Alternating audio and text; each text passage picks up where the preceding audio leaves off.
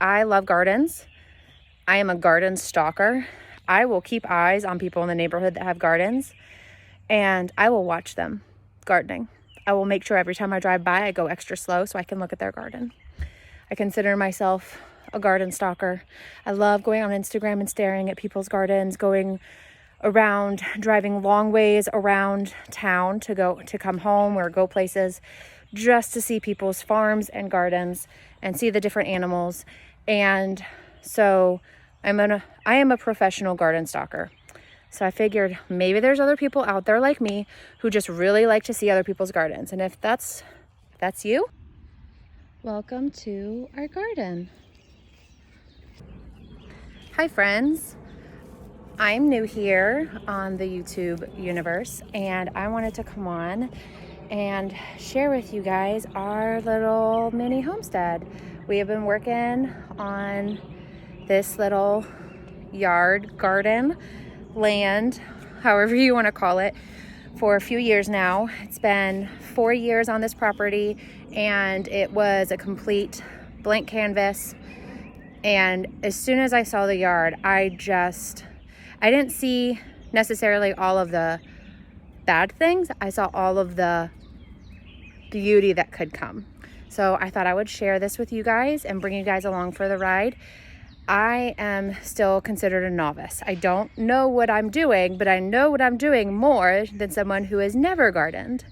So for those of you who feel like I could never do that, or I don't know what I'm doing and too afraid to start, I would just want to say, just start.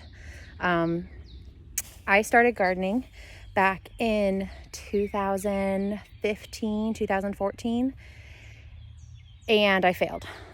Totally failed. And then I started again in 2016 and had my first good in-ground garden. And I consider it a win because we actually grew things, but we still failed miserably at a lot of things. And looking back, I can see all the things that I learned and grown from myself. And I see that like I am also growing. Like it's not just that I'm growing plants, I'm growing myself, and I'm learning constantly along the way, and it energizes me, it fuels me. And I started gardening honestly because I had horrible depression and anxiety. It was absolutely crippling. Could not leave my house, could not go outside. And so gardening for me was a way to get me outside, give me a task to do, to get my mind off of other things, to get me working. And it has helped hugely, to the point to where this is a huge part of my life, and it's become a huge part of my husband's life, and we absolutely love it. So I thought I would show you guys around, and I will bring you guys along for the ride. So this is our 5th or 6th year gardening. I don't really know how to count. I have grown things for years. I have killed things for years. Okay, I've killed things for years.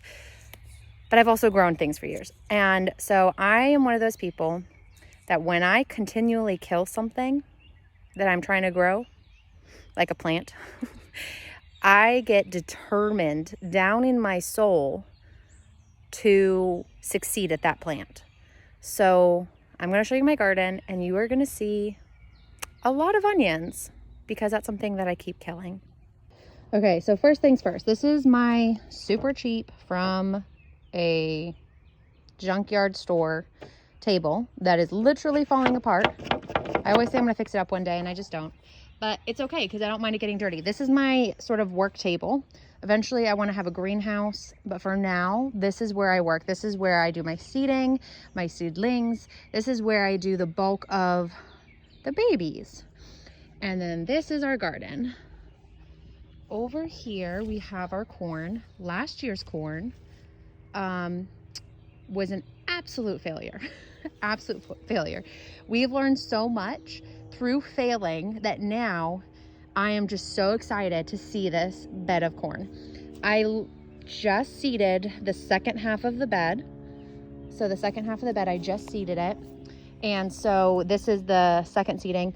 And you can see there's some like holes missing where some of the seeds didn't take or birds ate them. And so I actually just went through and reseeded in those holes.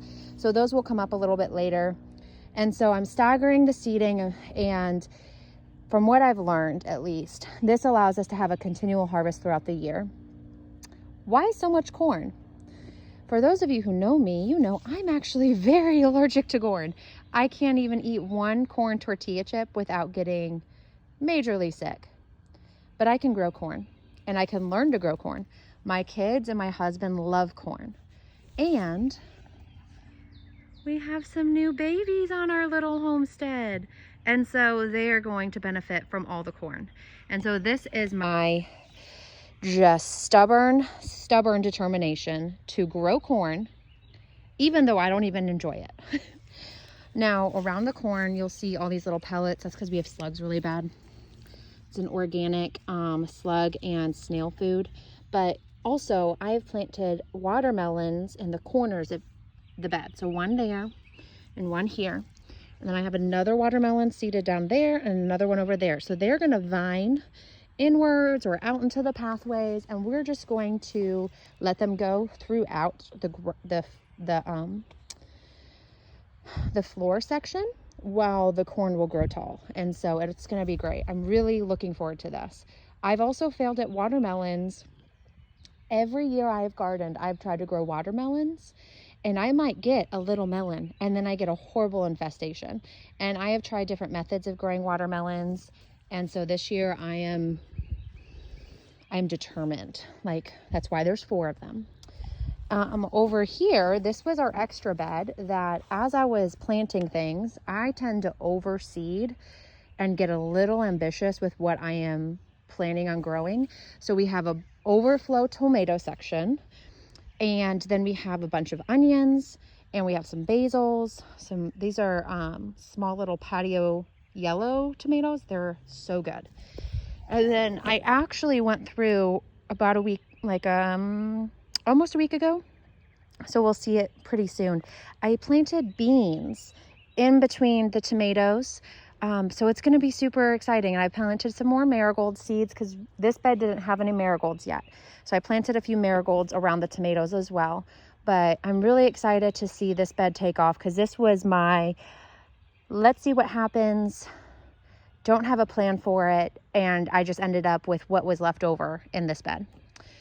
Over here, we are doing a different trellis idea than we have in the past. We have done a few different types of trellises for our cucumbers, and this is a different variety of trellis.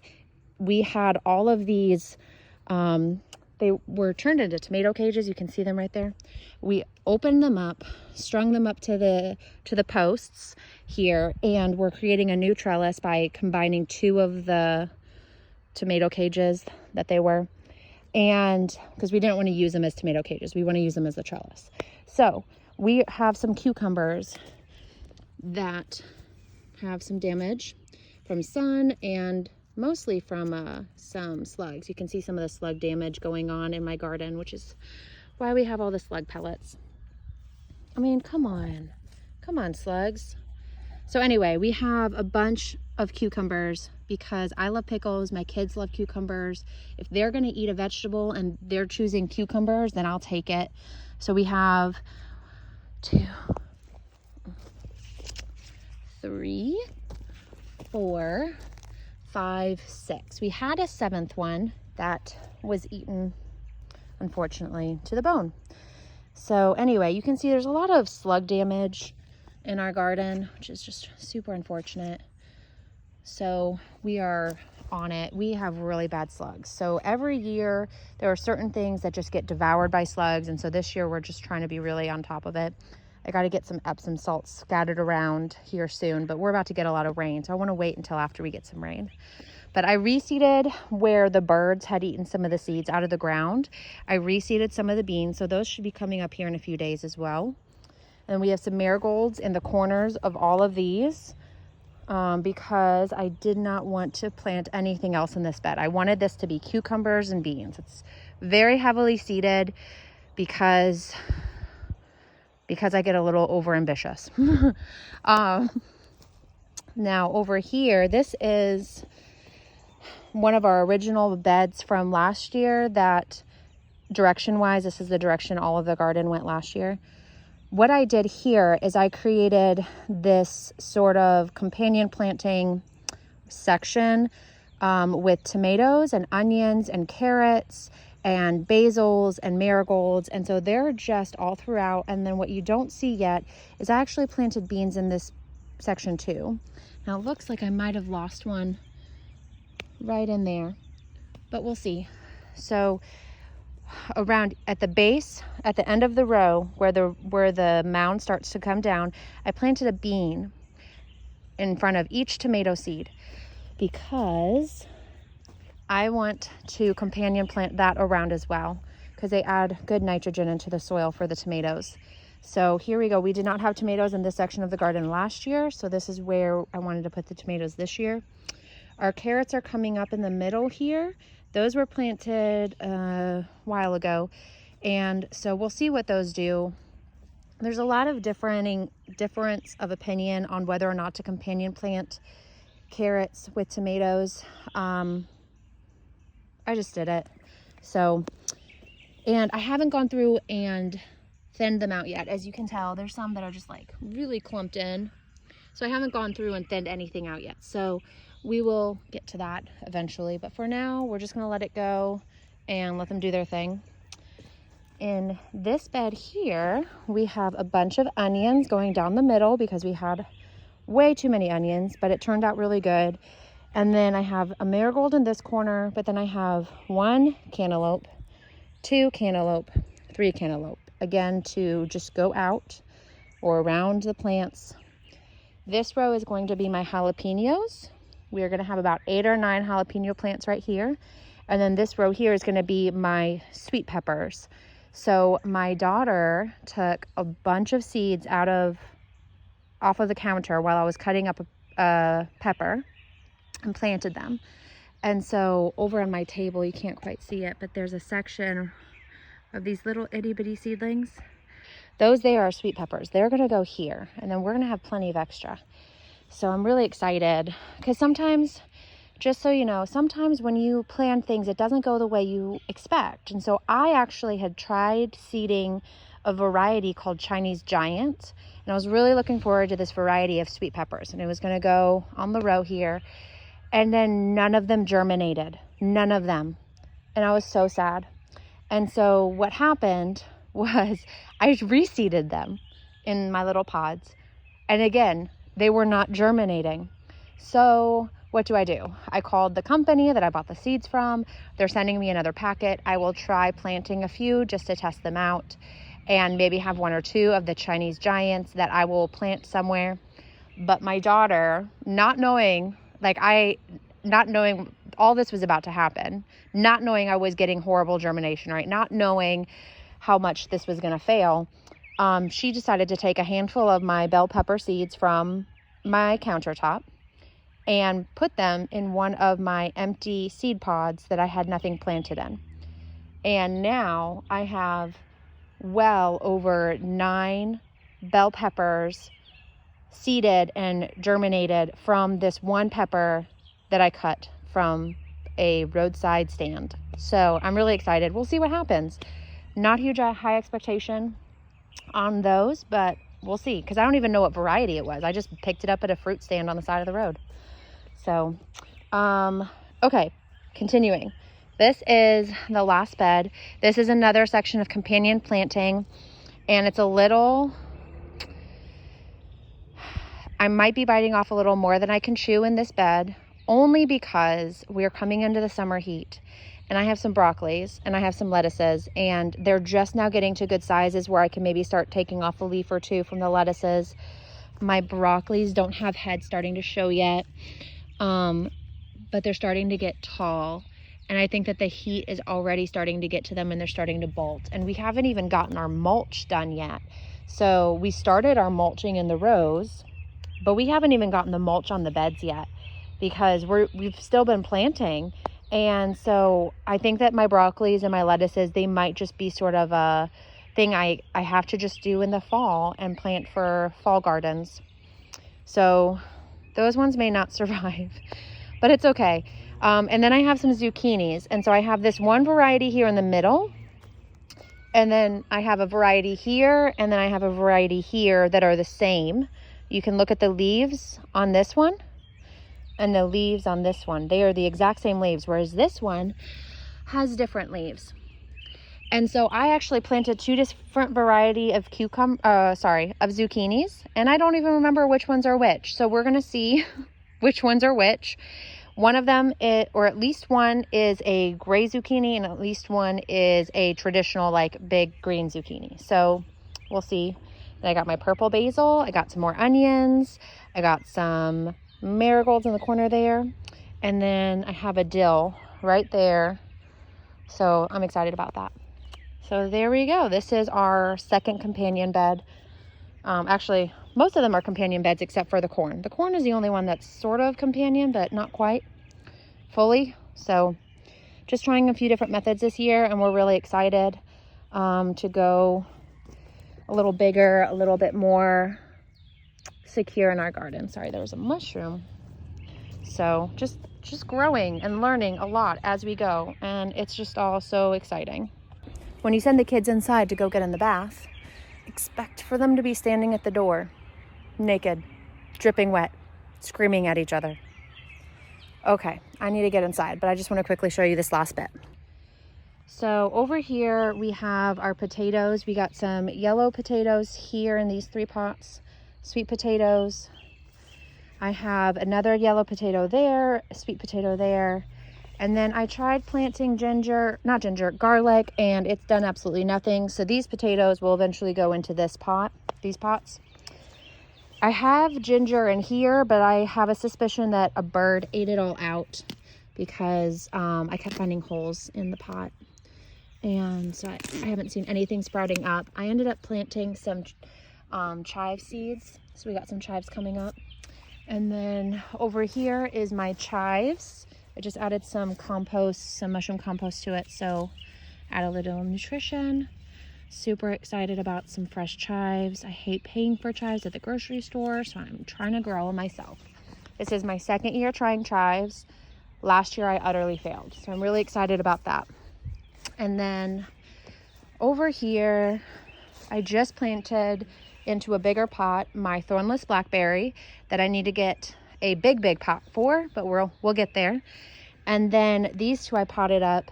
This is a blueberry, and then this one is a elderberry. And we could put these just directly in the ground, but we are going to put them in pots for now, put them somewhere around the yard, whether it's around the chicken coop, around the garden, or around our fire pit, and have them accessible for easy moving, because we don't know how long we're going to be at this property for. So here we go. So elderberry and blackberry, and I'm so excited about these. I've been wanting these for a long time, and I just did it. Okay, so the last thing I'm going to show you before I go inside and break up the kid fights is the new garden, which is what I have my kids do. Hopefully my phone doesn't die. Here we go. This is extra tomatoes, because who doesn't love more tomatoes? And then also some sunflowers. So we have this extra garden liner laying around. So I went ahead and grabbed some small limbs that we had stacked on the side of the shed, and went around the perimeter with little limbs from trees that we have cut down. And then I have 2 big ones on the side just holding it in place. And then we added a bunch of sticks and some cardboard down over the grass. And then we filled it in with this mushroom compost and topsoil mix. And we did the same in this big metal tin. That actually used to be our fire pit. The bottom has completely emptied out, broken up. So it has good drainage. And we have holes on the side also for drainage if it needs be. But this has a deeper section. So I went ahead and planted tomatoes here. My son, my 2-year-old, planted a bunch of sunflower seeds in this bed. So I do not know. I think it's all going to be like right here, but we'll see. And I can always relocate them as they come up. And then my daughters, my 4-year-old and my 6-year-old, they helped me plant sunflowers in this bed around the perimeter here. And then that's when I sent them inside because they were just getting done. And I went ahead and I finished planting out all the rest of the sunflowers. So this bed is going to be packed with sunflowers. And I'm so excited. I have wanted a sunflower bed for my girls for so long. I've tried it once. No, I've tried it twice. Last year we had beautiful sunflowers, but they didn't do super well. And so this year I'm hoping that we'll do a lot better. The first year we planted sunflowers was utterly horrible, utter fail. But that's part of gardening. Sometimes you fail and you learn and then you try again. So, and last but not least, my kids did go around the perimeter of our chicken coop and planted a bunch of sunflower seeds. So our coop was just finished this week by my husband and I. My husband has done a fantastic job on our chicken coop. I still have to paint it. That's my job. I beautify it. So that will be coming soon. For now, it is looking great. We have 10 chickies and we don't know who's the roosters yet. Hopefully they're all females. Maybe in my next video I'll go through and introduce you guys to all of our chickens. But we have hopefully a nice perimeter of sunflowers that will come up around the base of the chicken coop, because they did take some seeds in. I was like, put your finger in the dirt, poke a hole, put the seed in, cover it up. And so we'll see. Hopefully, oh, and I see seeds just sitting here. That's probably from Forest. So we'll get some seeds in the dirt, and it's mostly clay, so I'm not expecting too much from these seeds. It's more so for fun. So we'll see if they take. But yeah, so that is our little mini homestead. We have a lot to still grow in. We have lots to still learn in. So come along for the ride and learn with us.